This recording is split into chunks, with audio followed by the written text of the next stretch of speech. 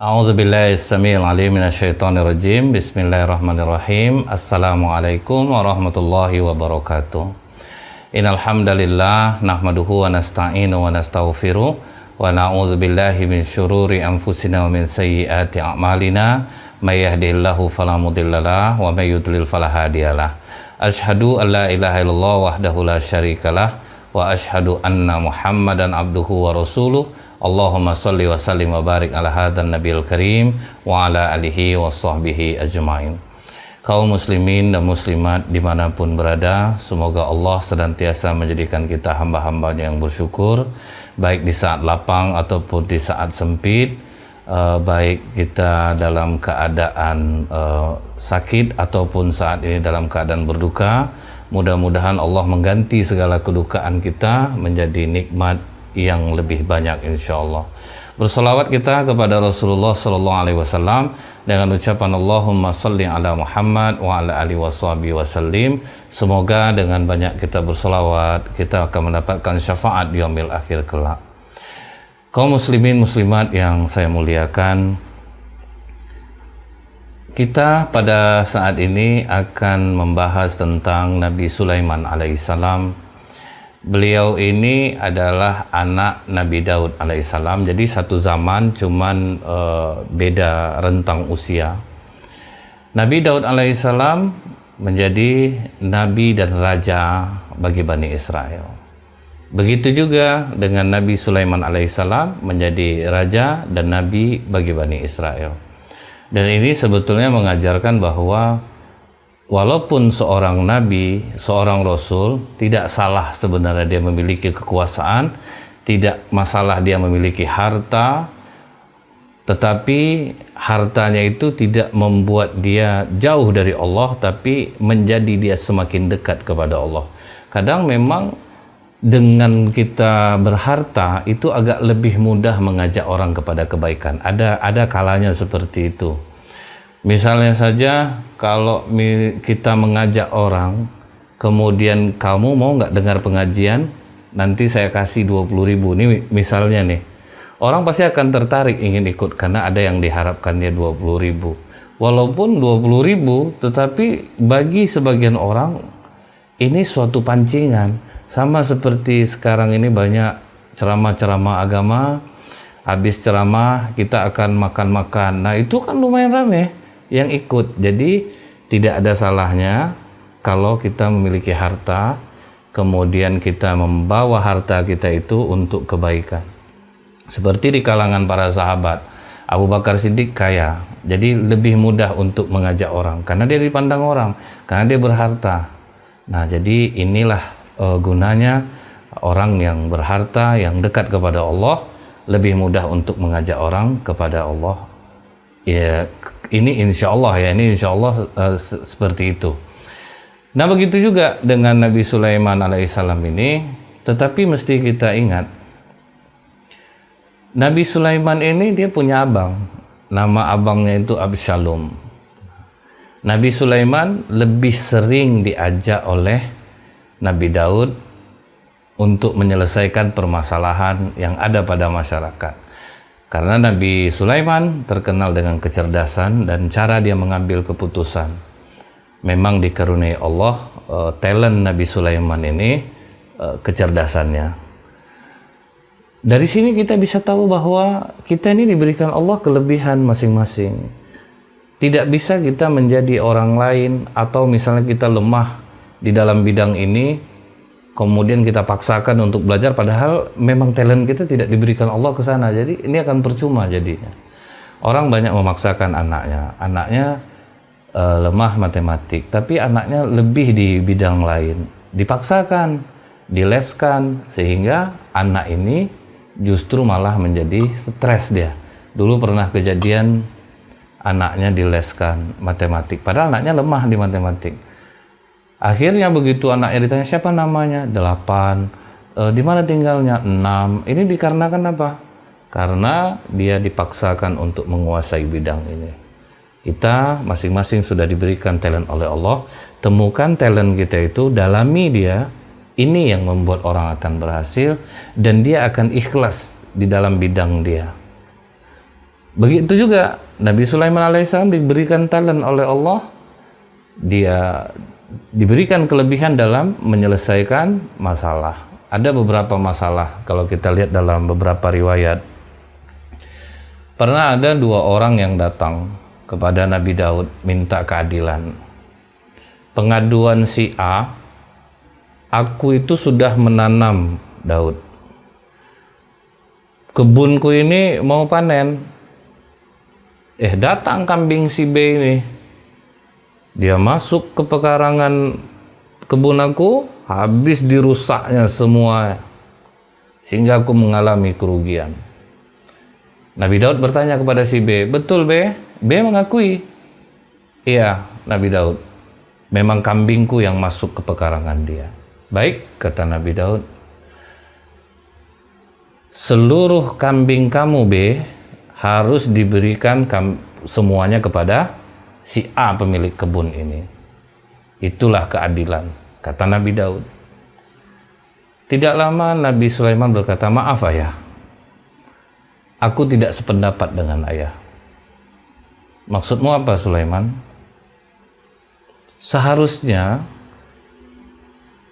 si A yang kebunnya dirusak, si B harus memperbaiki kebunnya. Selama kebun ini diperbaiki sampai datang masa panen, si A boleh mengambil manfaat dari kambing si B yang dia ambil. Setelah nanti ini panen, maka si A mengembalikan lagi kambing si B. Kata Nabi Daud, kau betul Sulaiman. Itulah yang terbaik. Ikut pendapat Sulaiman. Nah, lihat. Seorang nabi dan rasul yang dikenal memiliki kelebihan dalam mengadili, ternyata anaknya lebih pintar, dia akui.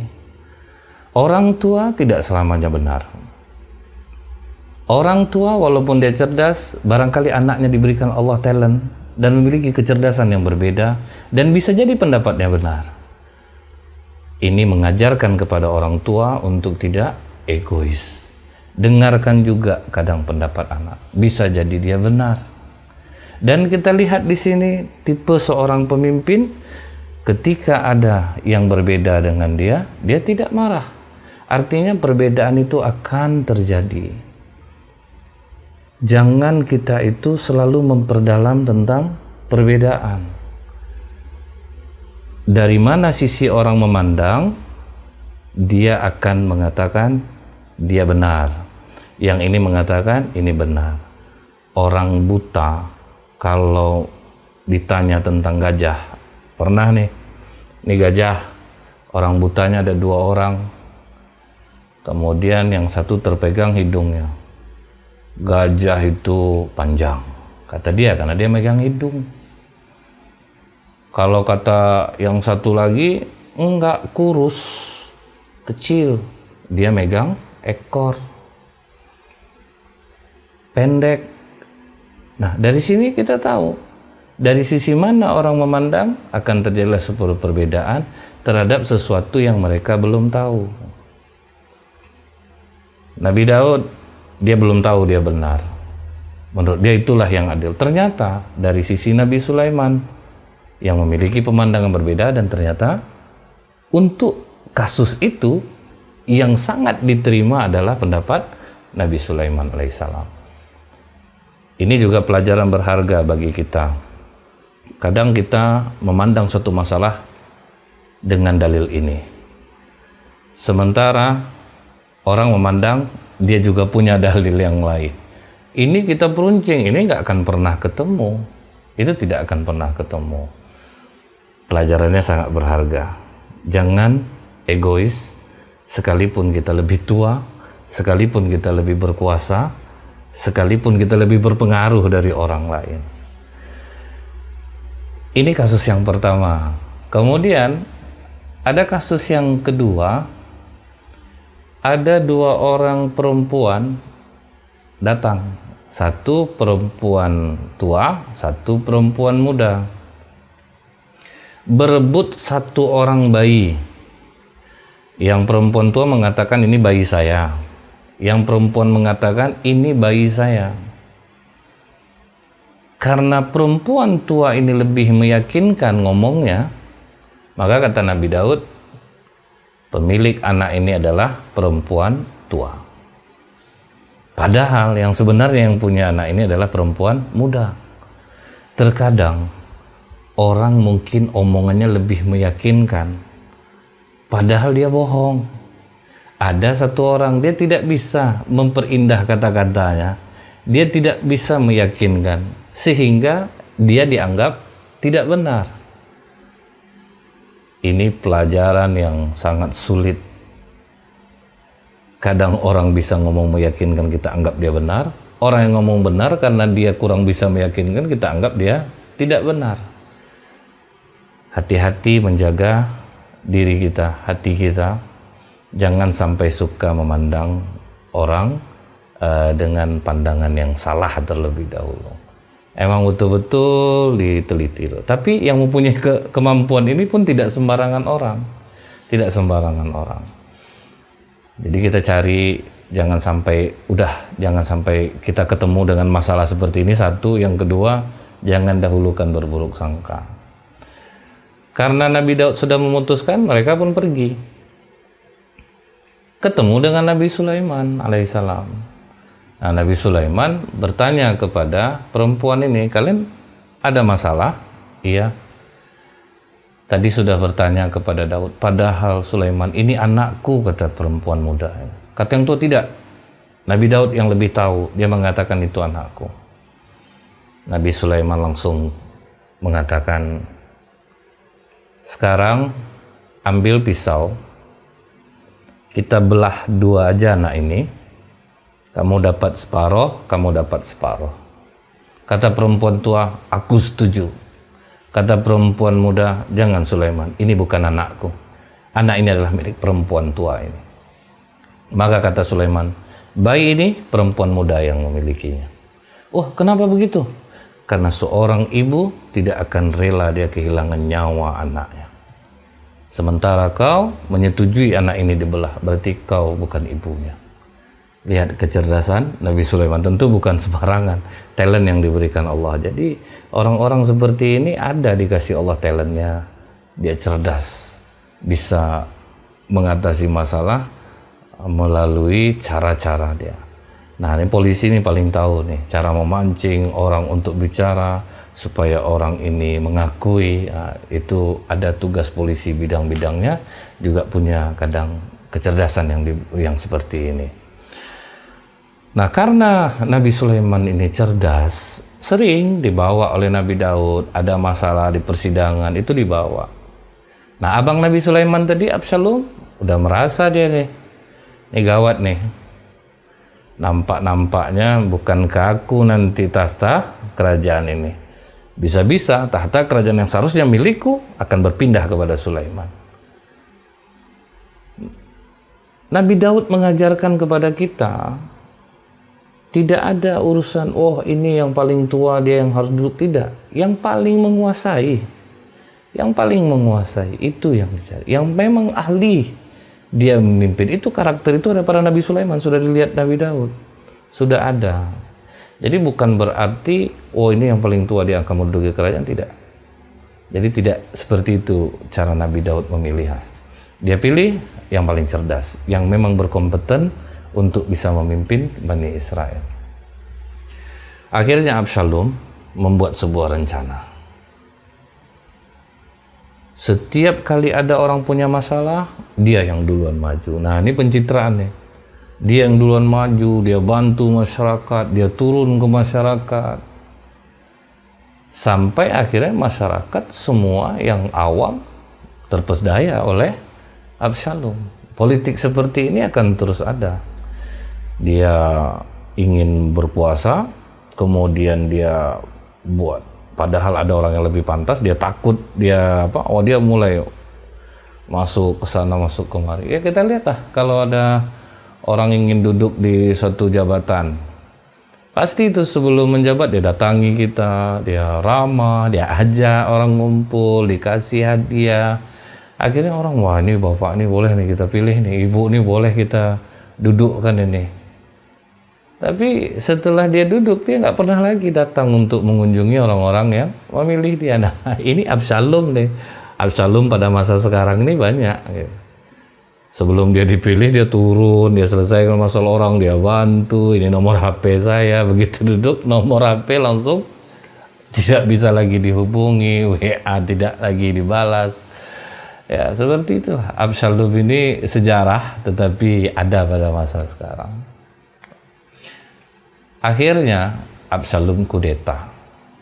Dia kudeta ayah kandungnya sendiri.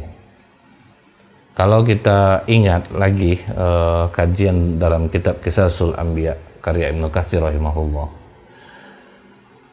Ketika Allah memperlihatkan anak cucu keturunan kepada Nabi Adam alaihissalam, Nabi Adam sempat heran melihat ada satu keturunannya yang bercahaya mulutnya. Kemudian Nabi Adam bertanya kepada Allah, "Ya Allah, siapa anak cucuku yang bercahaya mulutnya ini?" Kata Allah, "Daud." Nabi Adam memiliki mukjizat yang jarang terekspos. Dia bisa mengetahui jatah umur keturunannya itu lewat keningnya. Waktu itu Nabi Adam melihat kening Nabi Daud umurnya 60 tahun. Syukurnya kita sekarang tidak bisa saling melihat. Kalau sempat bisa melihat, kita mungkin akan ngomong ke kawan kita, 2 minggu lagi umur kau 2 bulan lagi, kau lumayan lama nih, 1 tahun lagi nih. Alhamdulillah kita tidak dikasih seperti itu. Nah, Nabi Adam bisa melihat. Waktu dilihat Nabi Adam umur Nabi Daud 60, kata Nabi Adam, "Ya Allah, umur aku kan ada 1000. Boleh enggak aku kasih 40 tahun kepada Daud?" Kata Allah, "Boleh." Dikasihlah umur Nabi Adam 40 tahun kepada Nabi Daud. Nabi Adam jatah umurnya jadi 960 tahun. Waktu Nabi Daud dikudeta itu umur 60 tahun. Seharusnya Nabi Daud mati. Tapi karena ada umur Nabi Adam yang diberikan 40 tahun, Nabi Daud berhasil melarikan diri. Jadi Nabi Daud tidak melawan. Karena anaknya mengkudeta dia, Nabi Daud pergi dengan orang-orang yang dekat dengannya, pengikut-pengikut Nabi Daud. Kemudian Nabi Daud menyusun siasat. Ada pasukan khusus Nabi Daud, diperintah oleh Nabi Daud, kalian rebut kembali kerajaan itu, tetapi usahakan jangan sampai anakku Absalom terbunuh. Masih ada rasa sayang seorang ayah kepada anaknya. Tapi qadarullah, Absalom melawan dan akhirnya Absalom terbunuh. Kembalilah Nabi Daud memegang kekerajaan sampai umur 100 tahun. Tentu kita sudah tahu, setelah Nabi Daud wafat, maka kerajaan diteruskan oleh Nabi Sulaiman alaihissalam. Waktu dengan Nabi Sulaiman alaihissalam ini, Allah banyak memberikan kelebihan kepada Nabi Sulaiman dan Nabi Daud ini. Kalau kita lihat dalam surah An-Naml, di sini kita bacakan artinya saja. Dan sesungguhnya kami telah memberi ilmu kepada Daud dan Sulaiman. Ingat, yang ngasih kita ilmu adalah Allah. Jangan kita anggap karena kita rajin belajar kita dapat ilmu, tidak. Ilmu Allah yang memberikan ke kita. Jadi jangan sombong. Kita diberikan kecerdasan, itu Allah yang ngasih. Belajar itu hanya 1%. Yang nolong masuk itu 99% itu Allah. Jangan sombong. Kalau kita dikasih ilmu, Allah yang ngasih kita ilmu. Dulu ada dokter kandungan. Dia menganggap banyak orang di klinik dia karena kemampuan ilmu dia lah yang mengeluarkan bayi dari perut ibunya. Ternyata masuk seorang perempuan udah 3 hari tidak keluar bayinya. Udah diinduksi, udah macam-macam yang dilakukan oleh dokter kandungan, ternyata tidak bisa keluar. Obatnya apa? Dia bertobat kepada Allah, dia mohon ampun kepada Allah. Terbuka dia surah An-Nahl bahwa kata Allah, akulah yang mengeluarkan kamu dari perut ibu. Baru dia sadar, bukan dia selama ini, Allah yang nolongin. Setelah dia bertobat kepada Allah, Kemudian dia nasihati perempuan itu. Ternyata perempuan ini suka melawan kepada orang tua. Nah, faktor spiritual itu tinggi. Karena perempuan ini melawan sama orang tuanya, kemudian datangin orang tuanya, dia minta maaf kepada orang tuanya, dia menangis memohon ampun kepada orang tuanya, dia minta ampun kepada Allah, baru bayinya bisa keluar. Nah, jangan pernah sombong, yang ngasih kita kelebihan adalah Allah. Ketika Nabi Daud dan Nabi Sulaiman diberikan ilmu oleh Allah, jawaban mereka apa?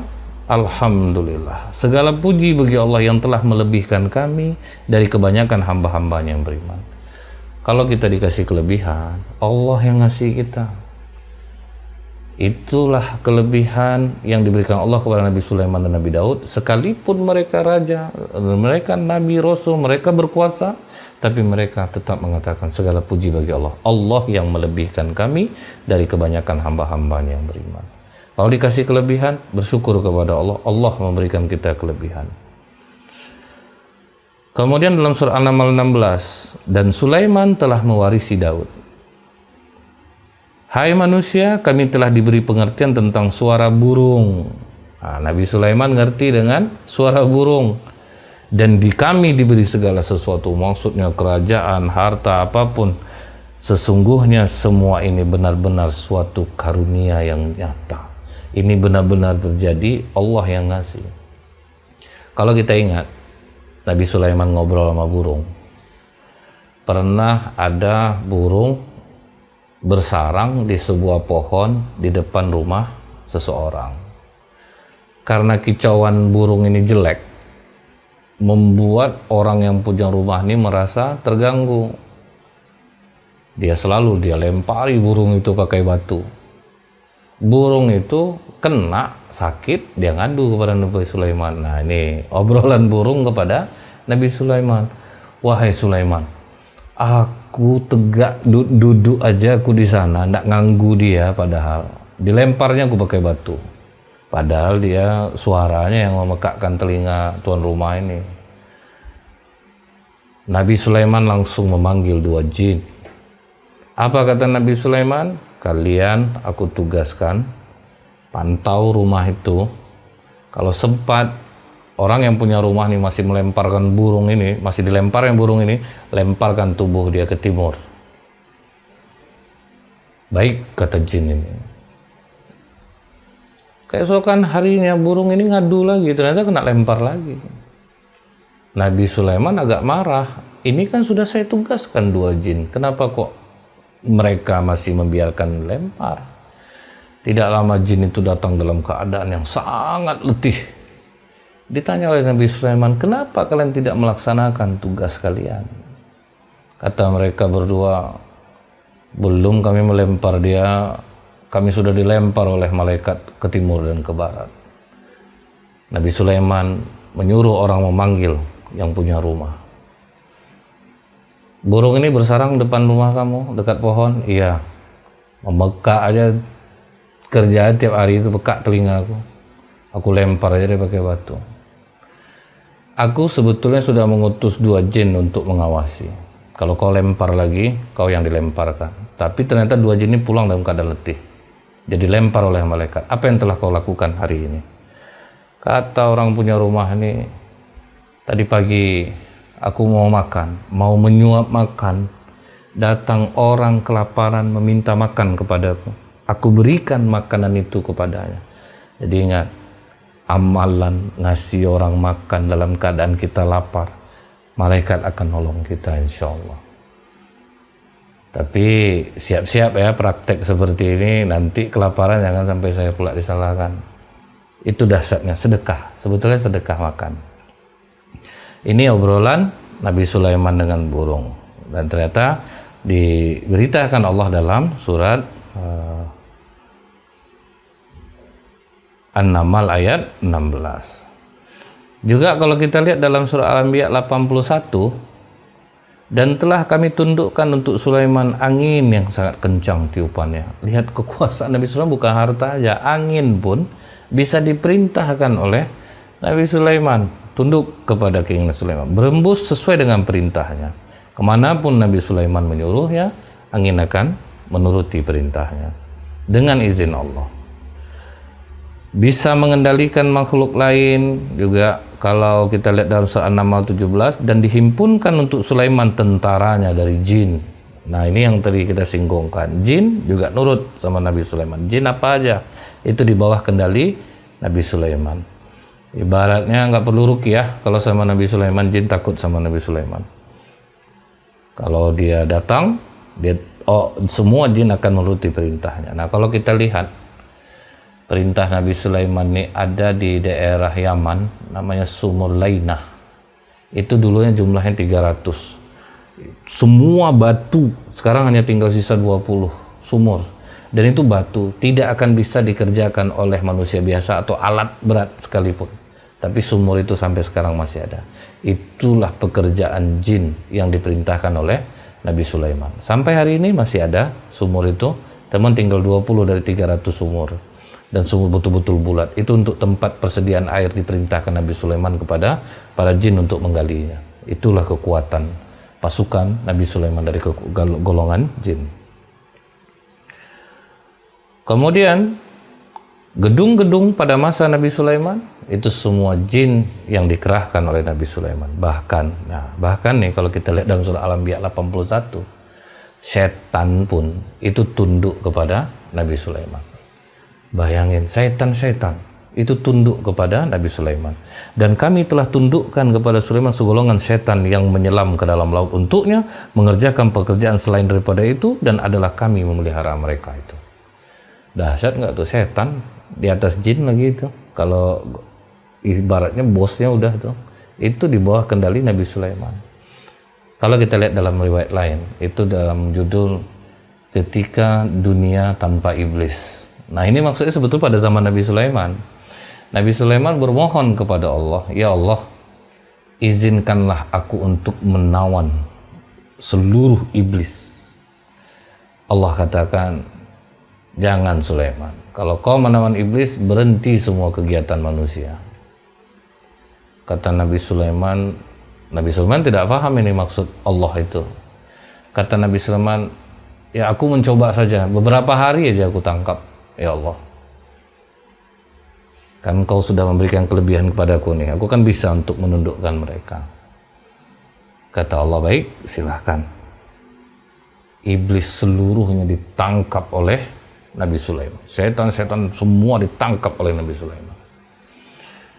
Di kerajaan Nabi Sulaiman itu satu kali masak ratusan sapi yang harus dipotong tiap hari. Karena itu untuk juga rakyatnya, dibagi semuanya. Nabi Sulaiman memberi makan karena kerajaannya itu besar, bukan untuk di sana mencakup banyak wilayah. Jadi masaknya tuh banyak, nanti angin yang niupkan ke sana, ngantarkan ke sana, jin yang ngantar ke situ.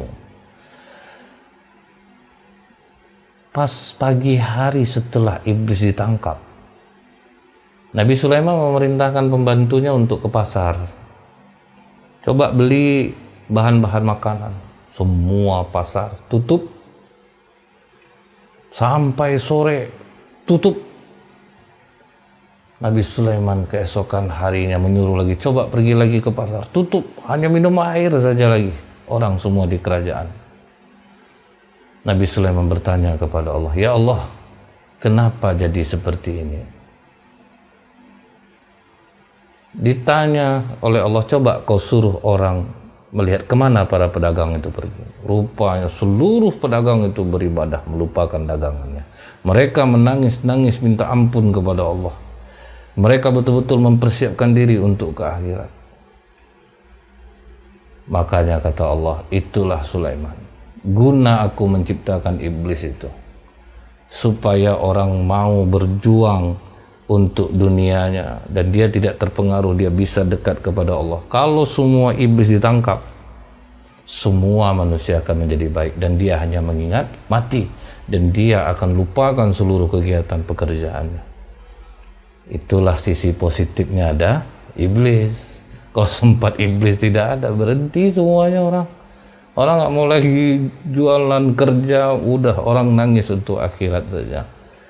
Nah, bergembiralah kita, iblis ini ada perjuangan jadinya, ada yang bisa kita belanja untuk makan. Karena kalau sempat iblis kosong, wah ini kosong semua, pasar kosong. Nggak ada orang yang mau jualan, orang akan menangis-nangis untuk minta ampun kepada Allah. Itulah kelebihan Nabi Sulaiman diberikan oleh Allah. Dan juga Nabi Sulaiman dalam surah An-Naml 18 pernah jalan dengan rombongan, terdengar dia semut mengomandoi pasukannya, masyarakatnya, masuk, Sulaiman akan lewat, nanti kan akan terinjak olehnya dan bala tentaranya, masuk. Disinilah dalam surah An-Naml semut ini Allah ingin memberitahu kepada kita, semut itu sama dengan manusia koloninya. Mereka itu seperti manusia, komunikasinya, arsiteknya, bagian pekerjaannya itu semua sudah ada. Di Brazil ada dibongkar orang tanah istana semut, dan rancangan itu sangat luar biasa indahnya. Semut kerja sama, dan semut tidak pernah mengeluh. Itu kelebihan semut itu, mereka kerja aja. Jadi ada semut pekerja, dia bekerja aja. Ada semut untuk ada yang menjaga telur ratu. Jadi ada bagian-bagiannya. Luar biasa kalau kita membahas masalah semut ini. Jadi semut, mereka itu saling berkomunikasi sama seperti yang dilakukan oleh manusia. Dan semut itu loyalitasnya tinggi. Kita tidak pernah semut merah nggak enak hati dia sama koloninya kemudian pindah ke semut hitam. Itu belum ada manusia yang bisa seperti itu. Pertama partai B, kemudian karena ada tidak setuju pindah ke partai ini. Nah, kita mesti belajar dari semut nih, belajar dari semut. Para politikus belajar dari semut. Semut tidak pernah dia berpindah apapun yang terjadi. Ini yang membuat Nabi Sulaiman tertawa mendengar perkataan semut, sehingga beliau berdoa, Rabbi auziqni an ashkuru ni'mataka. Ya Allah, berikanlah aku ilham untuk tetap mensyukuri nikmatmu. Jadi kita minta kalau tolong ilhamkan rasa syukur ke hatiku ini ya Allah. Karena kita ini nggak akan bisa bersyukur tanpa Allah yang mengilhamkan. Itu dalam surah An-Naml ayat 19. Rabbi auziqni an ashkuru ni'mataka allati an'amta alayya wa ala walidayya. Yang telah kau anugerahkan kepadaku dan kepada kedua orang ibu bapakku. Rabbi auziqni an ashkuru ni'mataka allati an'amta alayya wa ala walidayya wa an a'mala shalihan tardahu wa adkhilni bi rahmatika fi ibadikas sholihin. Masukkanlah aku dan karuniakan aku untuk dapat mengerjakan amal soleh yang kau ridhoi. Jadi kalau kita sering baca doa ini dalam surah An-Naml 19 ini, kita minta kepada Allah, jadikanlah apa yang aku kerjakan ini ya Allah semua yang kau ridhoi saja, dan masukkanlah aku ke dalam rahmatmu, dan masukkanlah aku ke dalam golongan hamba-hambamu yang soleh. Waktu Nabi Sulaiman melakukan perjalanan, ada yang bilang ke San'a di Yaman. Waktu dia mengumpulkan tentaranya, jadi Nabi Sulaiman ini mengumpulkan tentaranya itu dari jin, kemudian setan, manusia, burung, pokok binatang-binatang. Pas Nabi Sulaiman memeriksa barisan, ternyata ada satu ekor burung yang tidak terlihat, yaitu burung hudhud. Nah, orang mengatakan burung hudhud ini Woody woodpecker gitu, yang bisa membolongin pohon itu, kecepatannya tinggi, dan itu yang burung hudhud. Sebagian orang mengatakan itu burung hudhud. Nabi Sulaiman bertanya kepada pasukannya, adakah kalian yang melihat hudhud? Semua mengatakan tidak, kami tidak melihatnya. Nabi Sulaiman berjanji, aku akan mengazabnya kalau dia datang tanpa keterangan dan alasan yang jelas. Lihat tegasnya Nabi Sulaiman. Kalau keterangannya jelas, alasannya benar, nggak dihukum. Jadi jangan sampai kita belum apa-apa udah langsung marah, udah langsung hukum orang. Tanya dulu, teliti dulu alasannya benar atau tidak, alasannya dibuat-buat atau tidak. Tapi kalau sekarang susah nih, dia buat alasan aja, alasan meyakinkan, sama kayak perempuan tua yang berebut bayi tadi. Itu yang takutnya gitu. Setelah Nabi Sulaiman berkata demikian, burung hudhud tidak lama datang. Apa kata burung hudhud? maafkan aku raja, aku tadi dari negeri Sabak, aku terbang dari Sabak. Aku kan kau tugaskan untuk mencari air, sumber air di mana. Dan kebetulan aku lihat suatu kerajaan Sabak yang dipimpin oleh seorang ratu yang sangat cantik. Dan nama ratu itu Balkis. Dan aku melihat raja, semua masyarakatnya menyembah matahari. Mereka tidak menyembah Allah, padahal kerajaannya udah bagus. Mereka makmur, tapi mereka menyembah matahari. Kau betul ya, Hudhud ya, jangan kau buat-buat ya. Betul saja. Kalau orang melihat sumber air, ini mengajarkan, lihat burung. Kalau burung sudah banyak di suatu daerah, berarti di situ ada sumber airnya. Itu dia. Waktu Nabi Ismail, ibundanya Siti Hajar berlari-lari mendapatkan air itu, kan masih sendiri itu di Mekah. Ada rombongan orang datang, melihat burung berputar-putar. Nah, berarti di bawahnya ada sumber air. Nah, disitulah mereka bergabung, tinggal dengan Siti Hajar numpang. Jadi air ini dijual oleh Hajar kepada orang-orang pendatang tadi. Nah, sampailah ramai jadinya di Mekah. Jadi menandakan ada saudara, kalau udah banyak burung, berarti ada sumber air di sana. Rajanya perempuan, dia dipimpin oleh seorang ratu Sabak ini. Baik, sekarang ini begini, Hudhud, kau bawa surat aku kepada Ratu Balkis itu. Ini apakah kau benar atau tidak? Kau bawa surat aku ini, jatuhkan kepada mereka, kemudian kau sembunyi, kau dengarkan apa pembicaraan mereka.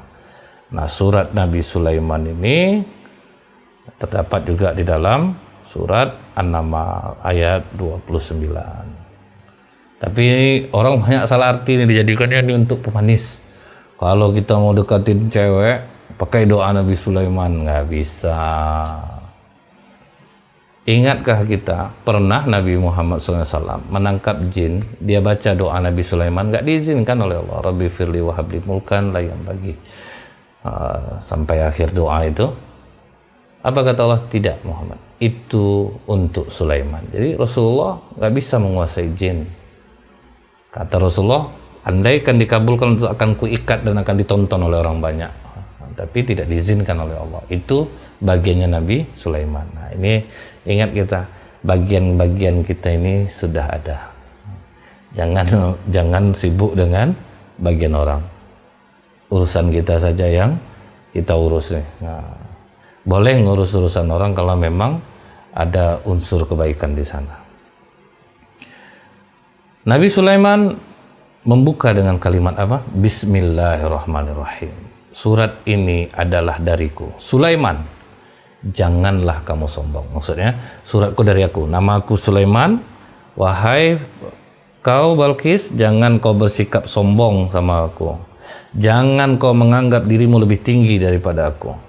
Kalian satu kerajaan itu harus datang kepadaku dalam keadaan berserah diri. Lihat cara Nabi Sulaiman tegas. Kalian jangan sombong, jangan kalian merasa lebih tinggi daripada aku. Inilah mungkin ya, kadang tidak selamanya yang seperti ini dikatakan, wah angkuh Nabi Sulaiman nih. Nah, ini satu cara untuk mengendalikan orang, jangan sombong duluan dia. Nah, jangan kalian sombong loh. Kita langsung bilang, kalian jangan sombong sama aku, jangan kalian merasa tinggi daripada aku. Nah, ada kalanya bersifat seperti ini. Ratu Balkis dapat surat itu, didengar oleh Hudhud. Ratu Balkis pun memanggil pembesar-pembesarnya dalam surat An-Naml 29 ini. Kalian sini dulu. Kalian harus ngasih pendapat nih ke aku. Aku dapat surat dari yang mulia, Sulaiman. Lihat, dia memuliakan Raja Sulaiman. Aku mendapat surat dari yang mulia Sulaiman. Dia menyuruh kita untuk berserah diri kepadanya. Dia membuka dengan kalimat hanya Allah yang Maha Pengasih lagi Maha Penyayang, mengingkari sesembahan kita matahari ini. Dan aku tidak pernah melakukan satu tindakan tanpa bermusyawarah dengan kalian. Lihat, dari zaman dulu itu seorang raja dia tidak egois, seorang penguasa dia tidak egois, diajak dulu musyawarah. Sebagian mengatakan kita ini cukup kuat Ratu, tentara kita banyak, kita bisa melawan kok. Sebagian lagi jangan, dan semua keputusan dari tanganmu Ratu. Maka kata Ratu Balqis, kalau raja sudah masuk ke daerah yang dikuasainya, maka orang merdeka akan menjadi hina. Kalau menurut aku gini, kita coba aja utusan-utusan kita sebanyak 2.000 orang, separuh laki-laki, separuh perempuan, dan semuanya membawa hadiah. Dan dalam riwayat disebutkan 500 balok emas yang dibawa oleh utusan Ratu Balqis. Macam-macam hadiah yang mereka bawa. Jadi ini diberitahu oleh Ratu Balqis, kita kasih hadiah. Nah, kalau kita baca dalam hadis tahadu tahabu, berhadiah-hadiahlah kalian akan saling mencintai. Nah, ini penting nih poin hadiah ini. Jadi kalau istri kita marah, kasih hadiah. Nah, dia akan berubah menjadi sayang. Aturan marah jadi tidak marah.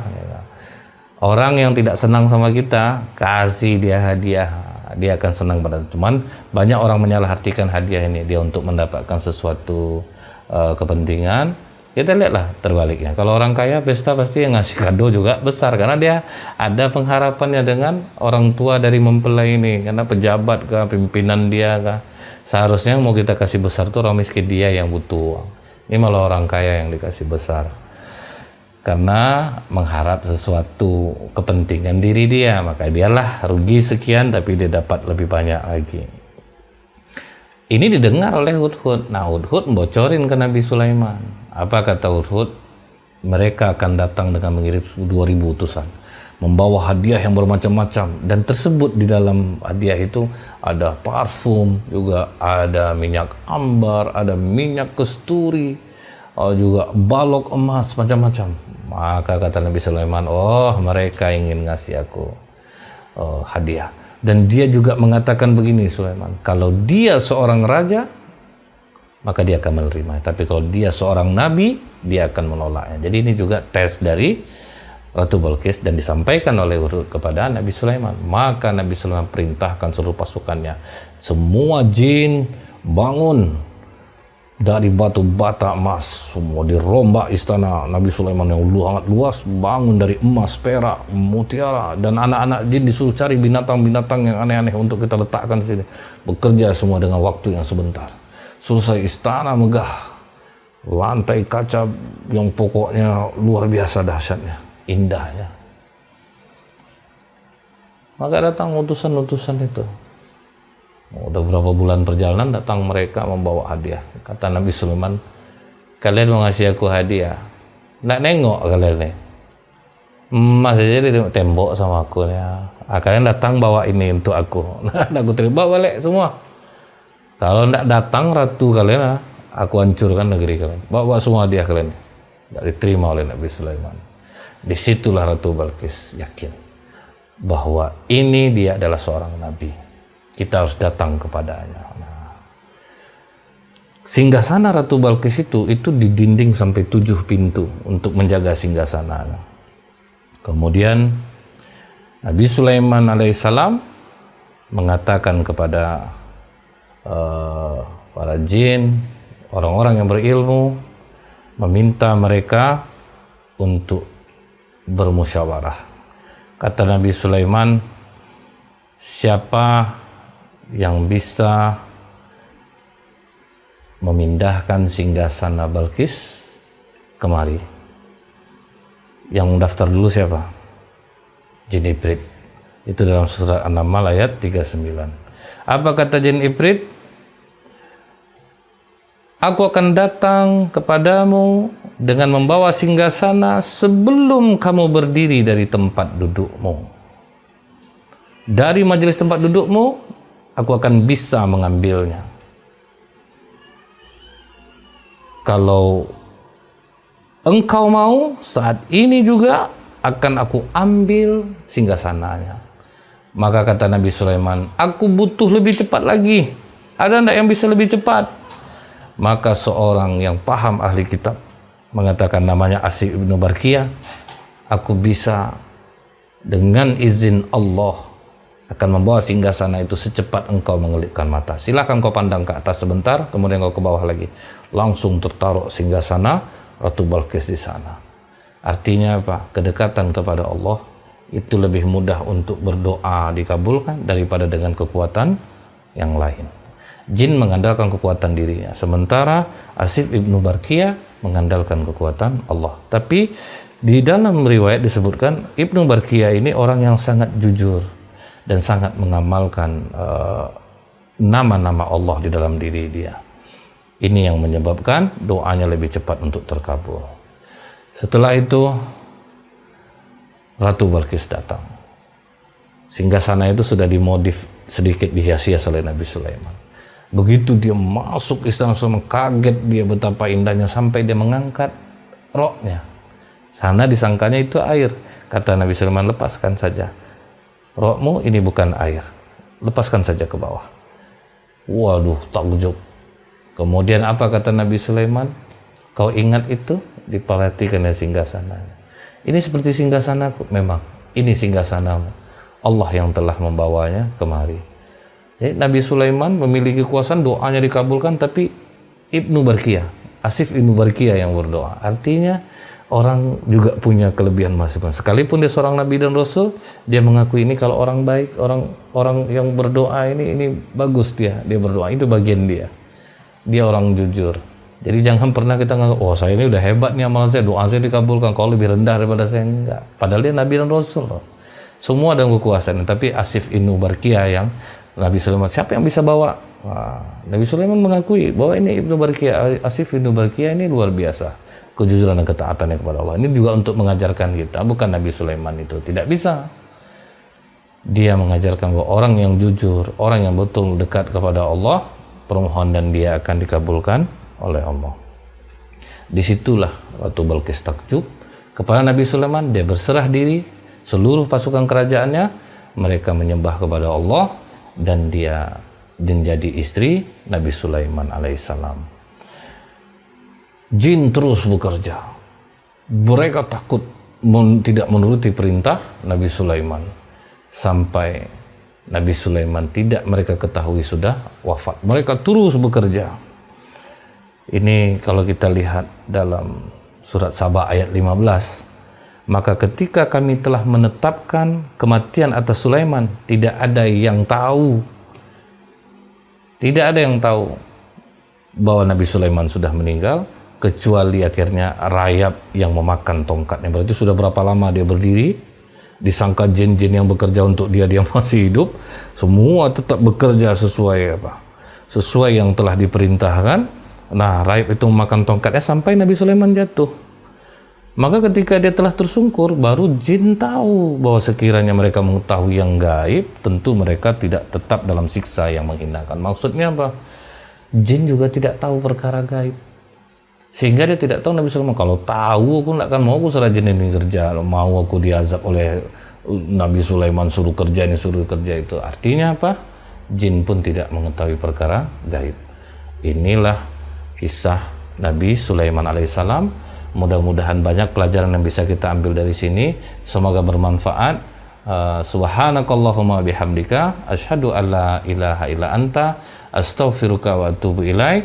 Assalamualaikum warahmatullahi wabarakatuh.